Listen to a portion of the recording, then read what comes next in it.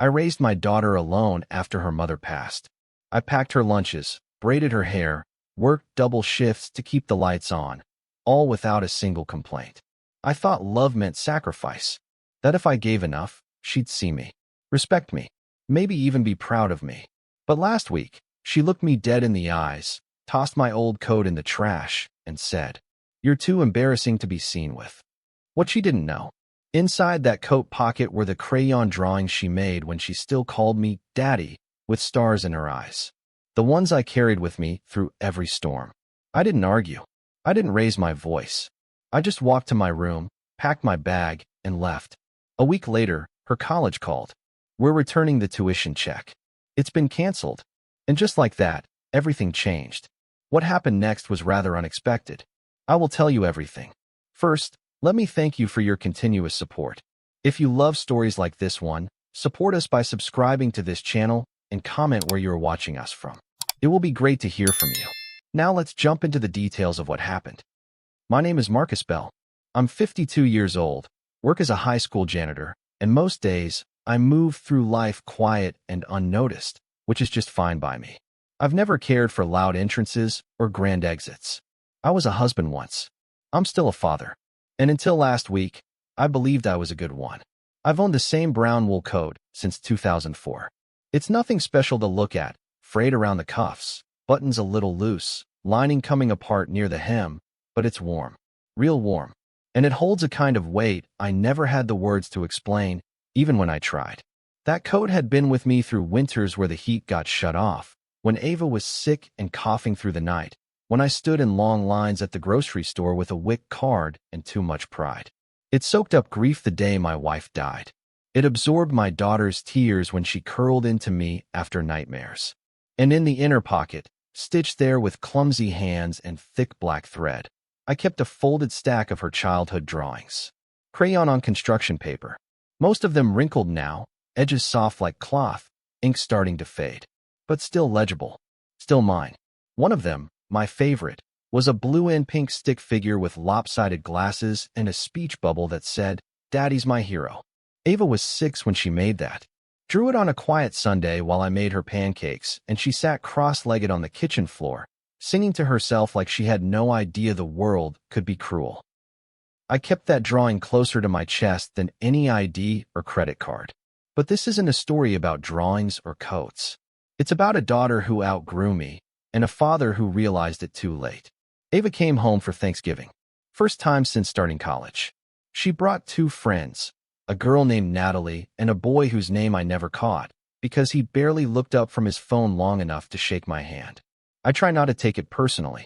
Kids today are, well, they're different. And I wanted her to feel proud. I cleaned the house top to bottom. Made the casserole her mother used to make. Even took a day off work just to run to the store and find that stupid sparkling cider she liked when she was 12. The moment she stepped through the door, she wrinkled her nose. "Dad, it smells like, I don't know, like old paper and Lysol in here." I smiled. "That's called clean." She rolled her eyes, but didn't push it. I noticed she didn't hug me. Didn't even take off her shoes before walking through the living room. Her friends trailed behind, whispering something under their breath. I just stood there, coat slung over my arm, watching her move around like a guest in the house she used to run through barefoot. We were supposed to go to dinner. Some trendy fusion place she'd seen on TikTok. I offered to drive, but she said Natalie already ordered a rideshare. "Dad, are you going to wear that coat?" she asked, tilting her head. I looked down at it. I just stood there for a second, the cold biting into my sleeves, then slowly opened the bin and reached down. The coat was balled up beneath a pizza box and an old bottle of hair conditioner. I pulled it out gently, shaking off crumbs and bits of dried something. I checked the inside pocket immediately. My fingers found the soft paper, edges familiar even through the fabric. I unfolded them one by one. Still there. All of them. The stick figures. The crooked rainbows. The one that just said, "Me plus Daddy equals forever." I stood on the curb holding that coat like it was a person. My eyes burned, but I didn't cry. I walked back inside, past Ava and her friends, who were now laughing at something on a phone screen. Nobody looked at me. I went to my room, closed the door, and packed a duffel bag with 3 shirts, 2 pairs of pants, and a toothbrush. I took my coat, folded it gently, and laid it on top. I didn't leave a note, didn't slam the door, just walked out into the night. And I didn't come back. I didn't drive far, just enough to get out of the neighborhood where every porch light looked familiar and every front yard held some ghost of a memory. I ended up at a budget motel off Route 6, the kind with buzzing neon signs and vending machines that haven't been stocked in years. The clerk didn't ask questions, just slid me a key and pointed to room 112 like he'd done it 1,000 times. Maybe he had.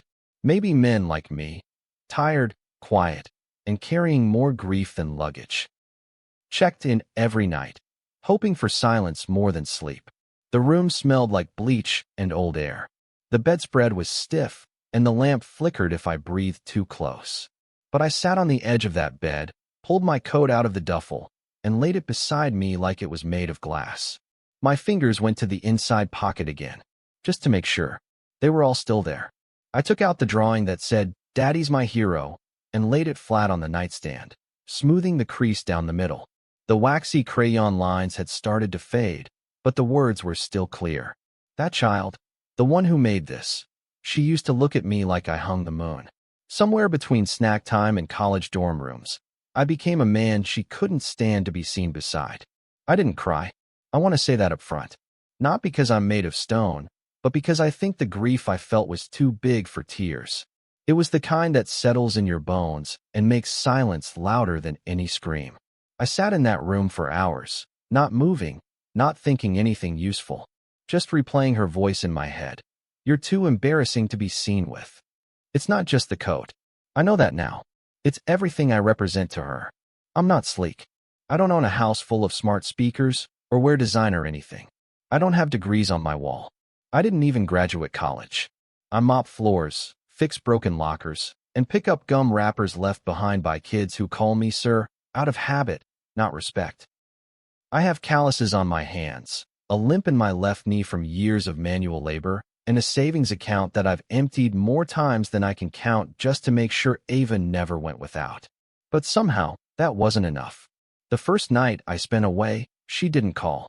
I don't know if she noticed I was gone until morning.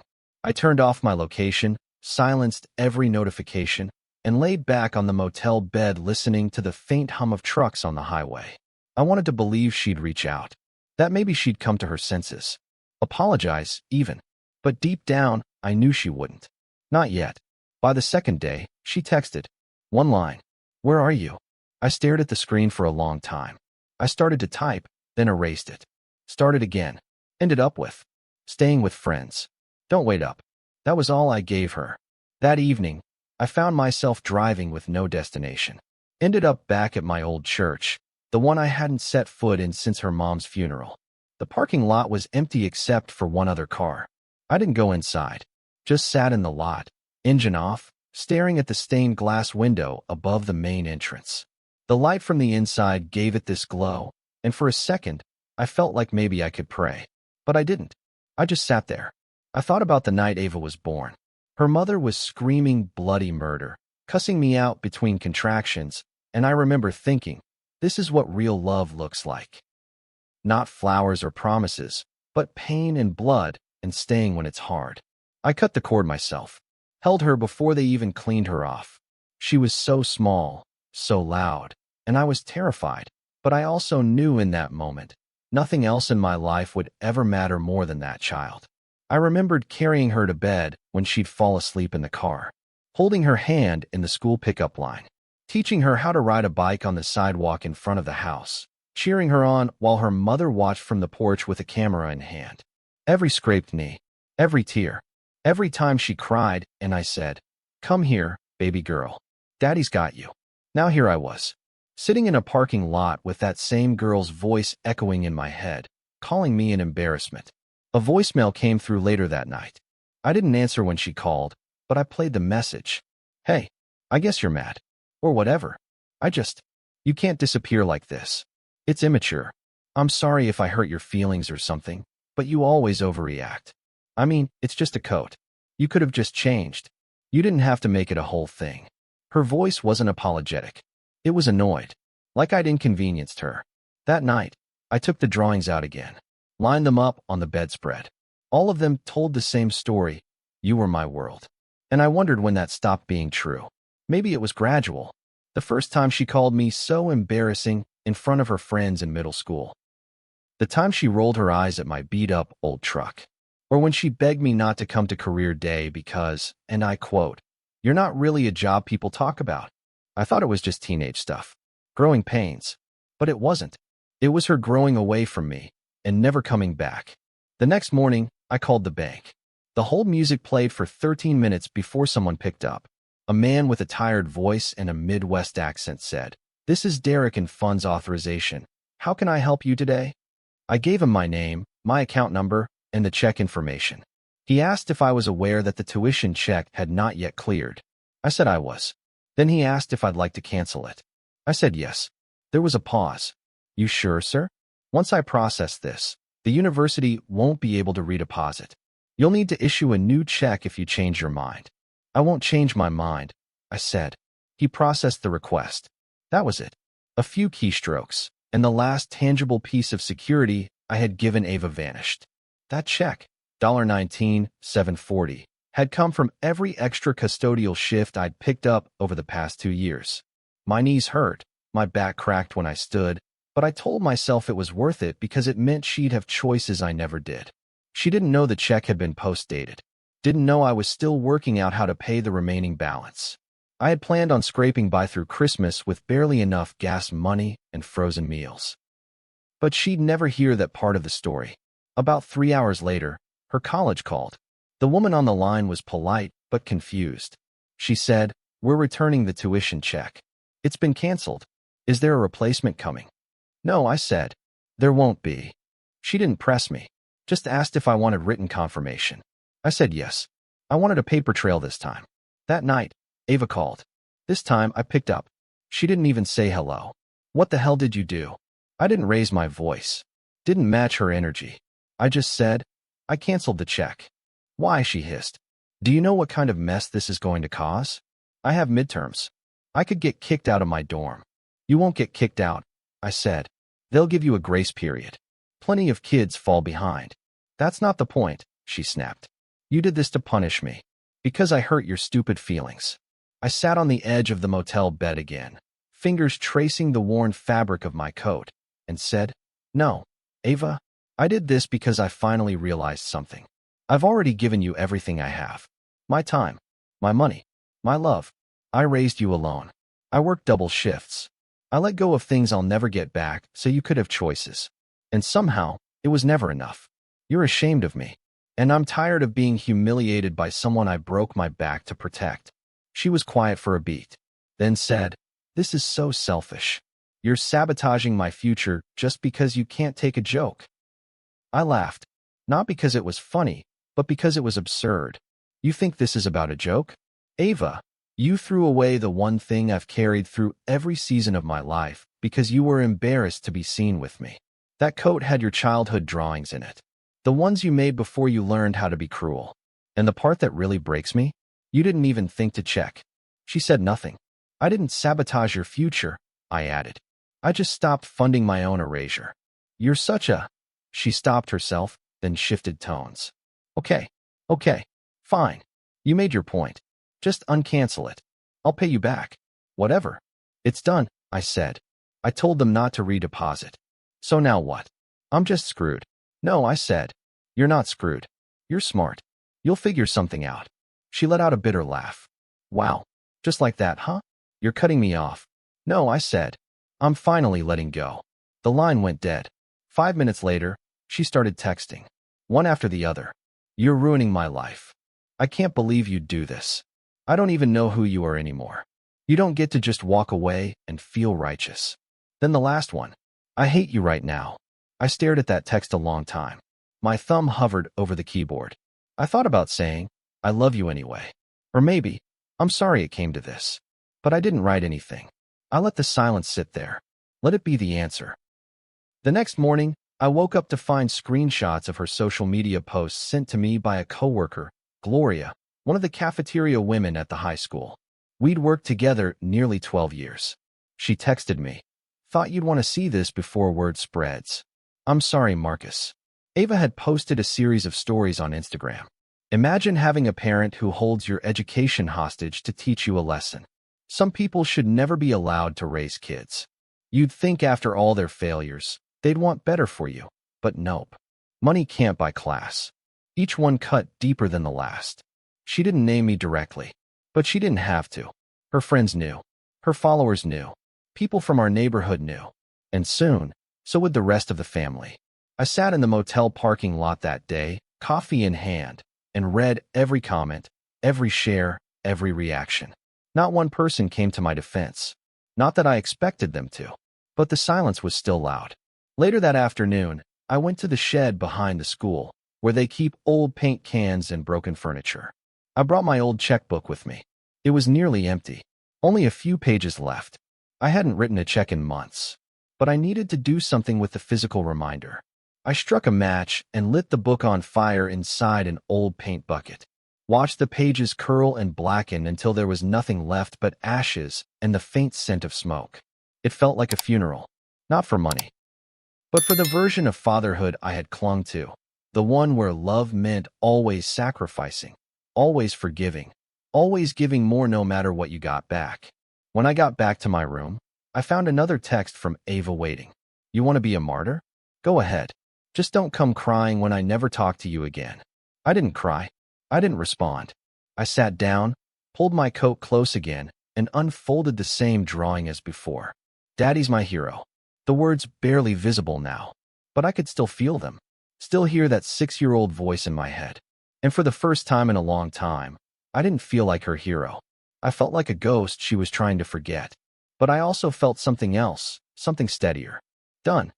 By Thursday morning, the story had legs. Not Ava's literal story, of course, just the version she wanted people to see.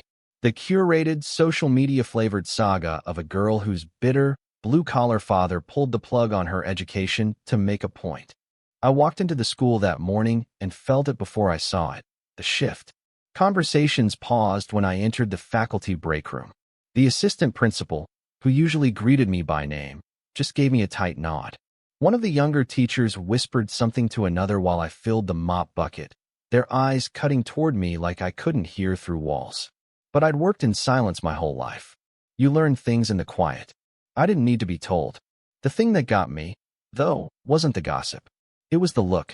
The half-sympathetic, half-judgmental look people give when they're trying to figure out if you're the villain or the victim. It hung on everyone's face, like they were waiting for me to defend myself, explain myself, deny it. I didn't. During my lunch break, I sat on the loading dock behind the cafeteria, a peanut butter sandwich in hand, and stared at the fence that separated the school from the woods beyond. That fence had been rusting since the Obama administration. I'd patched it twice. Nobody noticed but me. Gloria came out 10 minutes later with a cigarette and a second coffee in hand. She didn't say anything at first, just handed me the coffee, lit her smoke, and stared at the same fence. Finally, she said, "You know, my son stopped calling me when he got married. Said I was too intense for his wife." I looked over. "You? Intense?" She smirked. I told her not to microwave plastic bottles. That was apparently overstepping. We sat in silence a while longer before she added, "I saw her posts. Ava's. You don't deserve that, Marcus." I nodded slowly. Doesn't matter if I deserve it. That's how she sees me now. Gloria blew smoke into the November air. Kids don't realize how easy it is to burn bridges with people who'd walk through fire for them. They think we're unshakable, indestructible, until we're gone. "Do you ever wish you did things differently?" I asked. She flicked ash onto the ground and said, "Every damn day. And I'd still do the same thing again. Because I loved him more than I loved being right." That hit me harder than I expected. "Then why stop calling?" I asked quietly. She looked at me, and her voice dropped. "Because love don't mean staying where you're not welcome." I nodded. Felt like someone had handed me words I didn't even know I was looking for. That night, back in the motel, I did something I hadn't done in months. I logged into Facebook. The posts were still there. Shared from Ava's Instagram by some of her college friends. Screenshotted and reposted with captions like, "Parents like this ruin lives," and "Imagine choosing your pride over your child's future." I scrolled through hundreds of comments. Some were vague. "Old heads don't get it. Others cut deep. If my dad ever pulled something like this, I'd block him forever. One said, "People like this don't deserve kids." I clicked out before I read any more. For a second, I started to type a reply. A public statement. The full story. The drawings in the coat. The years of sacrifice. The nights sleeping in his car after cleaning offices downtown so she could have better shoes for school. But I stopped. Because it didn't matter what strangers thought. It didn't even matter what Ava's friends believed. The truth wasn't for them. It was for me. And maybe someday for her. So instead of replying, I pulled out the drawings one more time and stared at them under the yellow motel lamp. I took the best ones. The ones where she'd drawn our family as superheroes. Where her crooked handwriting spelled out things like, "My dad is strong like a tree." And placed them in a manila envelope. I wrote her dorm address on the front. And inside, I slipped a note that simply said, "I saved these. Because you forgot why I wore that coat." I didn't sign it. Didn't write, "Love, Dad." She'd know. I mailed it the next morning. No fanfare. No expectation. Just the truth, folded up and sent into the world like one last paper boat on a rough sea. The worst thing about grief isn't the weight, it's the repetition. The way it loops itself around the same moment again and again, refusing to let you move on. You start by remembering the big scenes. The hospital room, the wedding day, the first time your kid says, "I hate you." But eventually, what haunts you are the little ones. The nights you left a room too fast. The quiet sighs you didn't question. The unspoken things that piled up until they formed a wall neither of you knew how to climb. I stayed off social media after that last night. No more reading comments from strangers. No more trying to figure out if Ava's silence meant guilt or pride. The motel room had become a strange sort of cocoon. Safe. Sad. But mine. I spent a lot of time staring at the ceiling, letting old memories replay like static-filled home videos. And the ones that came back first weren't the hard ones. They were the soft ones. The kind that made my throat tighten more than any insult ever could. The first time she called me Dada. The night I let her fall asleep in my arms on the couch watching Finding Nemo for the third time. How she used to ask for extra whipped cream and tell the waiter, "My daddy said I can." Back then, she trusted my word like it was scripture. Believed every joke I made was hilarious. Thought I was magic. That I could fix anything. Even after her mom passed. Cancer. Fast and merciless. I held it together for Ava. I didn't cry in front of her. Not once. I let her scream and sob and throw things. I cleaned up the mess and cooked her meals and held her until she stopped shaking. And I never asked for thanks. Never needed it. Because loving her was instinct. Automatic. Built into my bones. But looking back now, I wonder if all that silence, my quiet grief, my steady presence, made her believe I didn't feel pain at all. That I didn't need anything from her. That I existed solely to serve, to clean up, to provide. I used to think that was noble. Now I'm not so sure. Maybe the problem wasn't just her. Maybe it was me too. I let her believe that my love was limitless. That it came without boundaries. That I would bend every time, forever. And then I didn't. I thought about all the little compromises over the years. Skipping dates because she didn't like the idea of me replacing mom. Giving up overtime to drive her to drama rehearsals. Quietly selling my power tools to pay for her field trip to DC. Never telling her when the lights were almost shut off. Never once explaining how close I came to losing the house when she was in middle school. She never knew. And I think maybe that was the mistake. Not telling her. Not letting her see the full picture. I tried to protect her from everything, including the truth. But in doing that, I turned myself into a background character in my own story. A dependable silhouette. A coat someone could throw away. That Friday, the envelope I'd mailed arrived at her dorm. I knew because she finally texted. Not a long message. Just this. Got it. That was it. No apology. No comment. Just 3 words. But I stared at that message for a long time. Because beneath it, I felt a shift. She'd read the note. She'd seen the drawings. And she hadn't blocked me. That night, I dreamed of her as a little girl again. We were in the backyard. She had pigtails and a superwoman cape, and she was pointing to the sky saying, "Daddy, I'm gonna fly someday." And in the dream, I just nodded and said, "I know, baby. I know." I woke up crying. Quiet, barely their tears. The kind that fall before your body even realizes you're awake. I sat up, put on the coat, and went for a walk before sunrise. The air was sharp and dry. My breath came out in little clouds. At the edge of the motel parking lot was a row of pine trees, and behind them, a view of the city in the distance, lights twinkling like stars on the ground. I stood there a long while, just breathing, just existing, and I thought about what comes next. Because forgiveness isn't a handshake, and healing doesn't come with a punchline. But standing there in that coat, with the drawings pressed close to my chest again, I felt something I hadn't in weeks. Clarity. I didn't cancel that check to be cruel. I didn't walk away to punish her. I did it because I couldn't keep showing up to a one-way relationship. I needed her to understand that I was a person too. That being a parent doesn't mean being invisible. And maybe, just maybe, that envelope opened a door. A small one. A crack. Enough to let in a sliver of understanding. She might never say she's sorry. She might never send a letter or pick up the phone. But I'll wait. Not for an apology, but for her to see me again. That's all I ever wanted. I didn't expect a package. When I walked back to my apartment, finally deciding I'd spend enough time sleeping on motel sheets thin as tissue paper, it was sitting there on the doormat. No return address. Just my name in Ava's handwriting. I stood there for a long minute, keys still in my hand, staring at that cardboard square like it was a living thing. I wasn't ready. Not for a confrontation. Not for another gut punch in packaging tape. Part of me wanted to leave it there. Let the rain get to it. Let time decide what to do with it. But curiosity is a stubborn thing. Inside was a card. Handmade. Construction paper folded in half. Edges uneven. A crayon taped to the front. The same waxy kind she used when she was a kid. No glitter. No drawing. Just one sentence inside. I do remember. Nothing else. No signature. No love. No dramatic plea for forgiveness. Just that. I stared at those 3 words until my eyes blurred. I didn't cry, but I did sit down on the floor and breathe like I'd been holding it for a month straight. Because that card, it wasn't an apology. It wasn't a promise. But it was something. Recognition. She remembered. The coat. The drawings. What I gave. Who I was. She remembered. And that, somehow, felt like enough. Not to fix everything.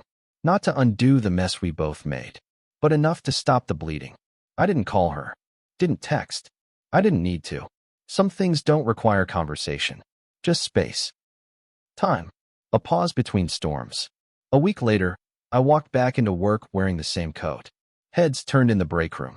Whispers buzzed again, but I let them. Let them stare. Let them think whatever they wanted. Because I wasn't ashamed anymore. That coat. It was still frayed. Still too heavy for spring. Still mine. And now, inside the pocket with the drawings, I carried the card. That silly little crayon-taped thing. It didn't erase what was said, but it reminded me what had come before it. Love. Sacrifice. Years. Things too deep for social media posts and cancellations. I wore that coat like armor now. Not to protect me, but to remind me who I'd been. Who I still was. Her father. Not her bank. Not her embarrassment. Her father. And even if she never said it out loud, she knew. Because when someone finally sees you again, not the version they created, but the real you, there's no need to explain. You just keep walking. Whole. Upright. Done apologizing for taking up space in your own story. Sometimes, the hardest part of loving someone is realizing they no longer see you. Marcus's story isn't just about a coat. It's about every parent who gave everything, only to be told it wasn't enough. If you've ever had to walk away to be remembered, not resented, leave a comment below. Let us know where you drew the line. And if this story moved you, like and subscribe for more true-to-life stories about family, boundaries, and self-worth.